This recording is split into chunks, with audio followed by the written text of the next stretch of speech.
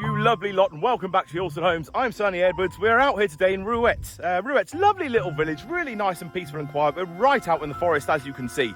Really back and beyond, middle of nowhere. But actually, we're not really, because we're only a 10-minute drive to the thriving city, right into the heart of Tagorvste. So yeah, you've got everything right on your doorstep. But you're right out here, right in the middle of nature, and wait till you see what we've got to show you today. And we really are out in the middle of nowhere. Perfect for off-roading around here. It's very popular with hikers and walkers and all that sort of thing. Really lovely, very nice place. And we got something really very special to show you today. It's not a house, it's something way better than that. This is one for those people who are a little bit special, who want something a bit special, who are not just out for your, it's not for your plain Janes, this one. In this life, there are doers and there are don'ters. Don't be a don'ter. Be a doer and come and buy something like this and do something exciting with your life. You know, no regrets, YOLO and all that, because you're going to like this a lot. It is something so special. It's absolutely spectacular. And these don't come up often in Bulgaria. Let me just, first of all, I'll show you what it is, and then I'll tell you what it is. And then I'll tell you why they don't come up very often at all. This really is quite a unique opportunity for you. We've got 100,000 square meters of lake. Wow, look at that. Imagine owning that. Imagine that being yours. So many options here, absolutely tons. I mean, the most obvious would be a fishing lake, wouldn't it? Yeah, perfect for your campers, weekend fishing people and all that sort of thing. Ideal. Now, another idea I had, a bit of a crazy one, but the crazy ideas are always the best.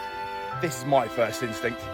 You could get quite comfortably 10 or 15 floating homes on there, couldn't you? Do you know these little floating homes that you get, you know, in the Philippines and Thailand and these places, you get kind of like floating villages, don't you? You can build some really, really nice little floating houses with like little pontoons on them. You could then have 10 or 15 little rowboats, one for each house. People come and rent them off you, row out to their own little cabins floating on the woods, do a bit of fishing, have a little chill and all that. And wouldn't it just be a great business venture and an adventure for all of your clients? It would.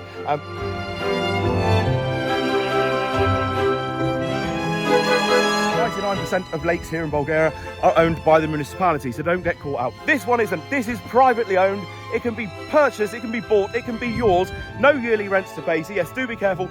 I've seen quite often people selling houses and saying, oh, and the lake's included. And when you actually look into it all, it never ever is. The lake, you actually need to pay the municipality, and it's always owned by the municipality. This is something very, very different to those.